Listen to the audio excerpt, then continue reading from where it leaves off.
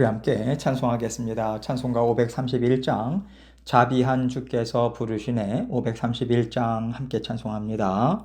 자비한 주께서 부르시네 부르시네 부르시네 사랑의 햇빛을 외한받고 점점 더 멀리 가나 지금 오라 지금 오라 자비한 주께로 지금 곧 나오라 고달파 지친 자 쉬라 하네 쉬라 하네 쉬라 하네 무거운 짐진 자 다 나오라 쉬게 해주시리라 지금 오라 지금 오라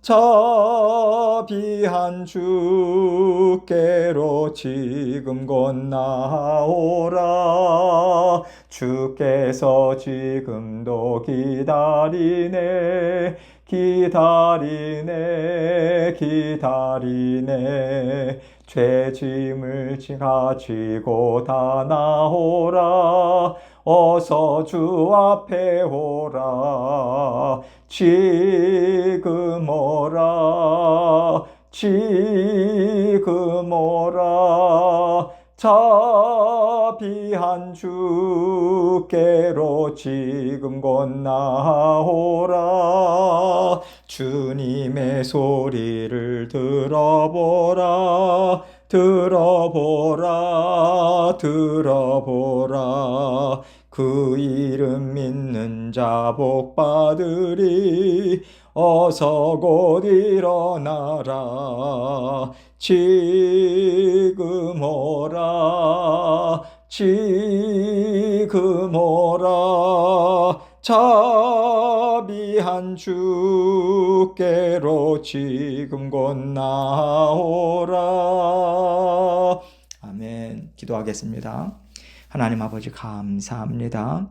언제나 아버지 하나님께서 부르실 때 아버지 하나님의 말씀 붙들고 주님 앞에 나아갈 수 있도록 저희와 함께 동행해 주신 감사합니다. 주님의 음성을 듣고자 애를 쓰고 아버지 하나님의 말씀이 들려올 때에 나에게 주시는 하나님의 말씀이 무엇인가 마음에 담고자 하고 주님의 뜻을 온전히 깨달아 알고자 하는 그 아버지 마음의 열정을 저희 모든 성도님들에게 허락하여 주옵소서. 아버지 하나님께서 오늘도 우리의 모든 영육 간의 모든 일들을 다스려 주십니다.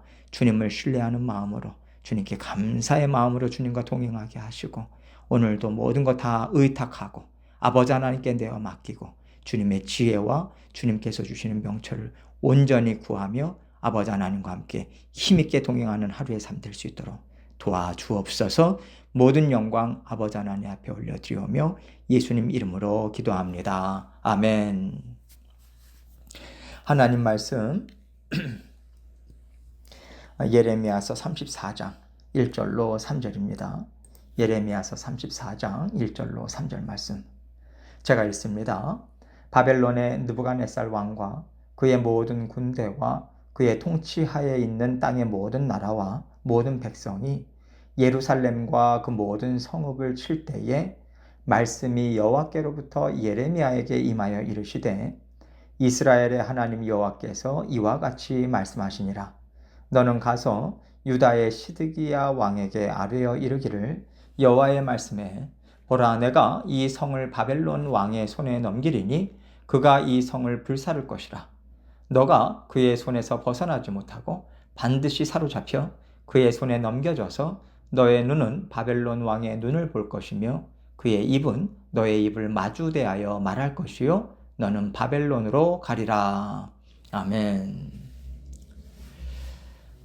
여러분 하나님께서 말씀을 들려주신다라고 하는 것은요 하나님과 영이 통하고 있다라고 하는 것이고 하나님께서 그 자녀에게 은혜와 복을 베풀어 주고 계시다라고 하는 뜻입니다. 하나님의 음성을 듣지 못하고 살아가는 세상의 자녀들이 얼마나 많이 있습니까?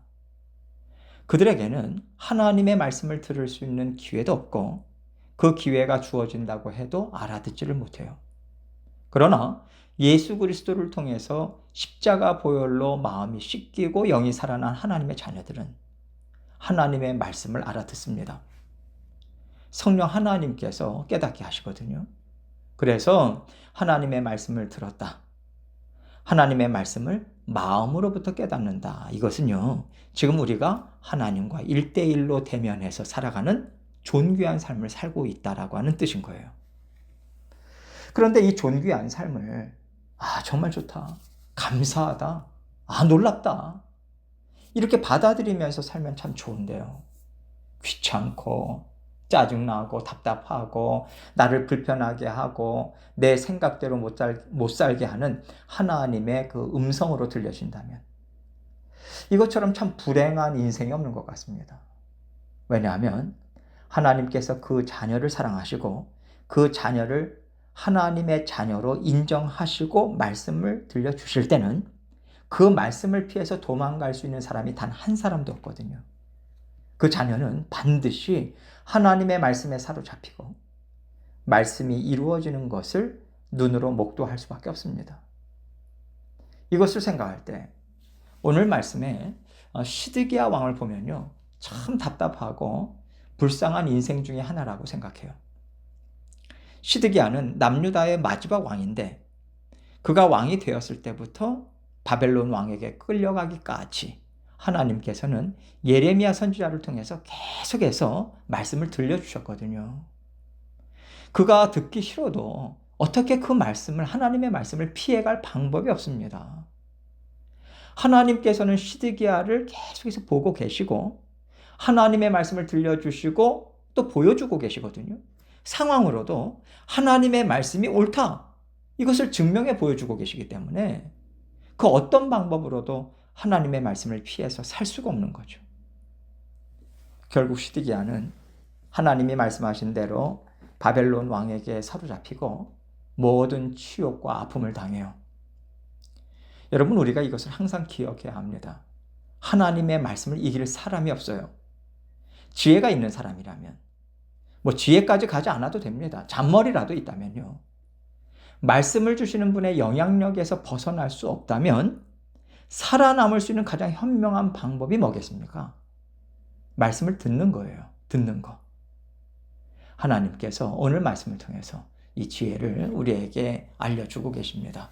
1절 말씀 봅니다. 바벨론의 느부갓네살 왕과 그의 모든 군대와 그의 통치하에 있는 땅의 모든 나라와 모든 백성이 예루살렘과 그 모든 성읍을 칠 때에 말씀이 여호와께로부터 예레미야에게 임하여 이르시되.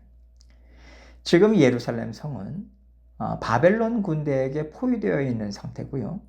이 상태가 18개월 동안 이어집니다. 1년 반이나 계속해서 이어지죠. 그렇다면 예루살렘 성에 남아있는 것이 뭐가 있겠어요? 굶어 죽을 수밖에 없는 것이고, 죽기 싫으면 정말 손들고 나오는 그 방법밖에 없는 거예요. 바벨론은 남유다가 두 손 번쩍 들고 나오는 날만 지금 기다리고 있는 상황인 거죠. 그때에 하나님께서 예레미야에게 이 말씀을 전하라고 주시는 거예요. 2절로 3절입니다. 이스라엘의 하나님 여호와께서 이와 같이 말씀하시니라.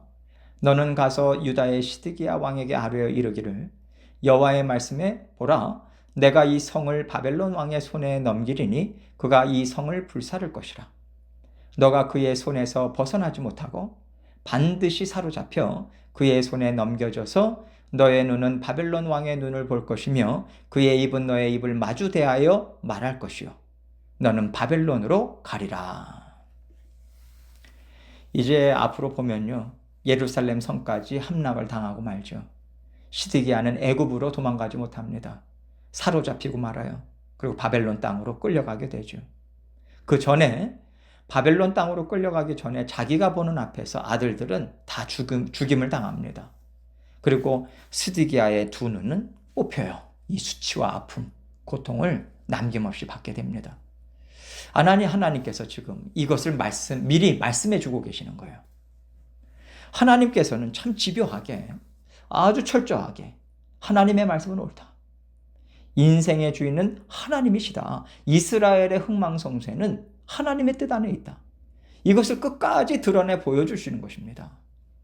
왜냐하면요, 시드기야 왕부터 일반 백성들까지 하나님의 말씀은 틀립니다. 하나님은 우리를 이끌어 가시는 분이 아닙니다. 하나님은 옳지 않습니다.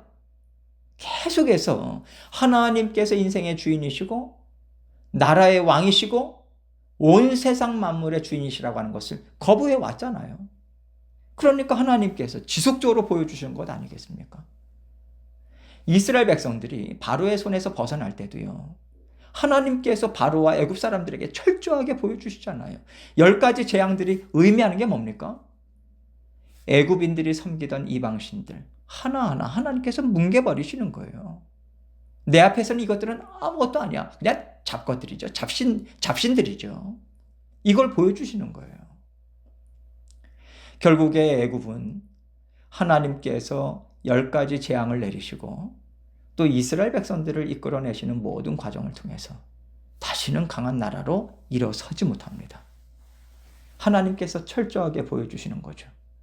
하나님을 따르지 않는 나라, 하나님을 따르지 않는 인생은 반드시 하나님이 어떤 분인가를 알게 될 것이고 하나님이 인생의 주인이시라고 하는 것을 알고 그 앞에 꿇어 엎드릴 때 비로소 하나님께서 베풀어 주신 은혜와 복으로 힘있게 살아가게 될 것이다. 말하자면 하나님께서는 이 구원 그리고 심판 이것을 항상 보여주세요.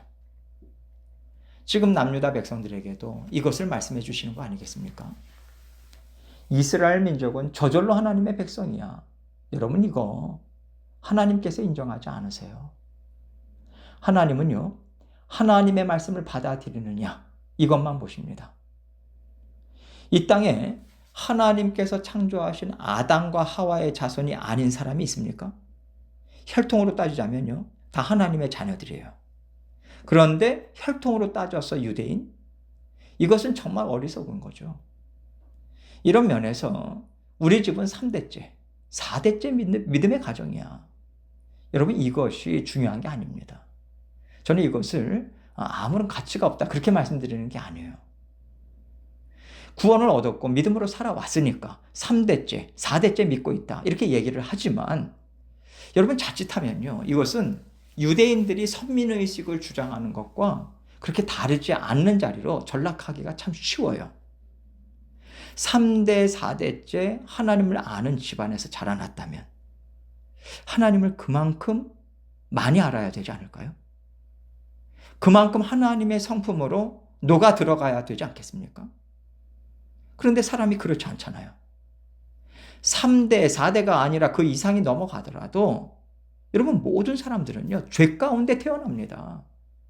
누구든지 죄 가운데 태어나서 한 사람 한 사람 하나님께서 만나주시고 예수 그리스도의 십자가 보혈을 받아 누려서 구원을 받을 때에만 구원의 삶이 시작되는 거예요. 그러니까 믿음의 혈통만을 가지고 우리는 몇 대째 믿음의 가정이다. 여러분 이렇게 말하는 것을 우리는 참 조심해야 된다는 거죠. 이스라엘 민족이든 한국인이든 믿음의 대를 이었든 하나님 앞에서 구원의 조건이 된다던가 뭔가 우월하다고 인정받을 만한 조건이 하나도 안 된다라고 하는 것을 우리는 기억해야 돼요. 하나님께서 은혜로 우리를 만나 주시는 거예요. 은혜로 우리가 구원을 받았다면 하나님 앞에 겸손한 마음으로 하나님 제가 어린아이로 태어났습니다. 새롭게 태어났습니다. 거듭났습니다. 하나님의 말씀으로 이제 강건하게 자라나기를 정말 원합니다. 이거 하나 붙잡고 살아가는 사람들이 되어야 하는 거죠. 그래야 언제나 하나님 앞에서 겸손한 심령으로 살아갈 수 있고요. 하나님의 은혜를 사모할 수 있고 동시에 다른 사람 판단하지 않고요. 하나님과 1대1로 또 제대로 된 믿음 생활을 우리는 할 수가 있게 되는 것입니다. 하나님께서 이스라엘 백성들에게 이것을 가르쳐 주시고 이제 바벨론 땅으로 끌고 가시는 거예요. 여러분 하나님께서는 무너뜨려야 될 것이 있으면요, 반드시 무너뜨리세요. 왜냐하면 예를 들어서 건물을 지을 때도 속속들이 썩고 망가졌을 때는 건물 자체가 남겨둘수록 그 집은 살기에 좋은 집, 안전한 집이 될 수가 없기 때문에 그렇습니다. 그래서 하나님께서 이스라엘 백성들을 이제 철저하게 고통과 아픔을 느끼게 하시면서 그들이 지금까지 믿고 의지했던 거, 붙잡고 살아왔던 거 다 깨끗이 치우시는 거세요.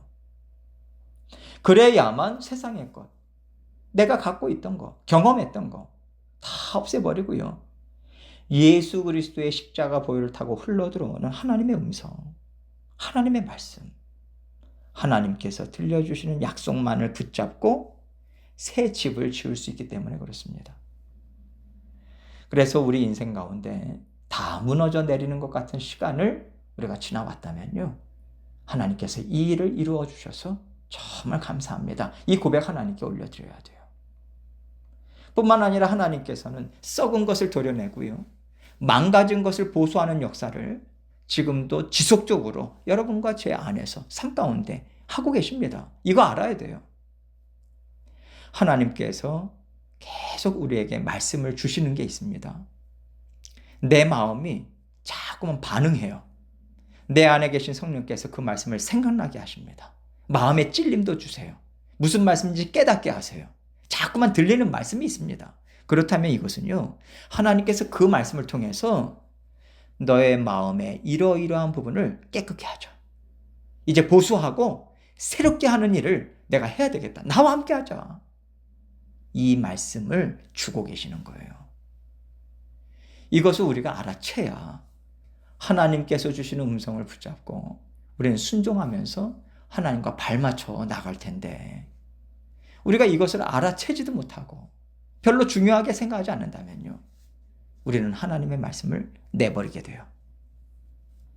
듣고 내버리는 것은 결국 하나님께서 고치겠다, 새롭게 하겠다, 이 뜻의 순종하지 못하는 일이 되기 때문에 하나님께서는 다시 한번 듣고 순종할 수 있도록 우리의 걸어가는 길을 막으실 수밖에 없는 거예요. 자, 이제 내가 너에게 하는 일을 봐라. 그럴 때가 있을 수밖에 없다는 것입니다. 시드기야 왕도 하나님이 얼마나 철저하신 하나님이신가, 얼마나 크신 분이신가, 마지막까지 눈으로 목도하는 거예요. 이제 오늘 본문에 이어지는 내용을 보면요, 그의 죽음이 어떠할 것까지 하나님께서 미리 말씀해 주세요. 그가 하나님 품에 돌아가는 그날까지 하나님 앞에서 철저하게 회개하고 오르신 하나님임을 인정할 수밖에 없도록 하나님은 그를 이끌어 가시는 것입니다.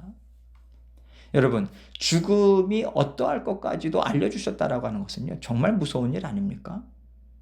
이 얘기는요, 죽을 때까지 하나님이 어떤 분이신지를 떠올릴 때마다 그가 하나님을 얼마나 무시했고 그가 얼마나 하나님을 떠나 살았는지 계속해서 깨닫게 하시겠다라고 하는 뜻이 담겨 있는 거거든요.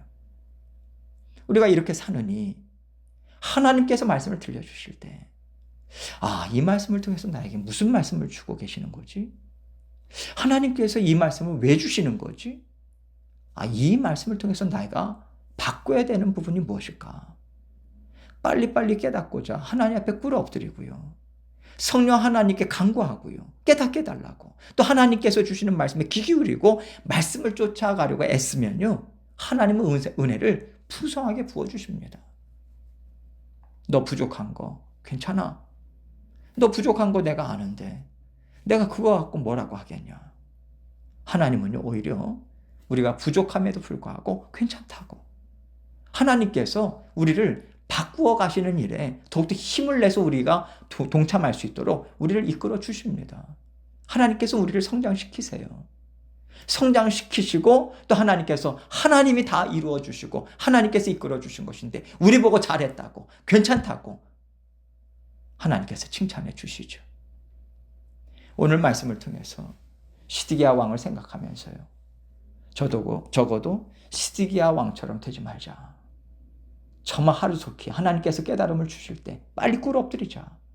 그래서 하나님과 함께 힘있게 동행하는 그런 삶을 살자라고 하는 그 마음으로 오늘도 주님과 함께 힘있게 살아가시는 저와 여러분이 되시기를 주님의 이름으로 축원합니다. 함께 기도합니다. 기도하실 때 하나님께서 계속해서 우리에게 반복해서 들려주시는 음성이 무엇인가, 우리가 주님 앞에 그것을 찬찬히 들여다보고요, 또 하나님의 온전하신 인도하심을 따르기 원합니다. 이러한 마음으로 하나님께 고백 올려드리시고 여러 가지 기도 제목 가지고 주님 앞에 나아가도록 하겠습니다. 기도하시겠습니다.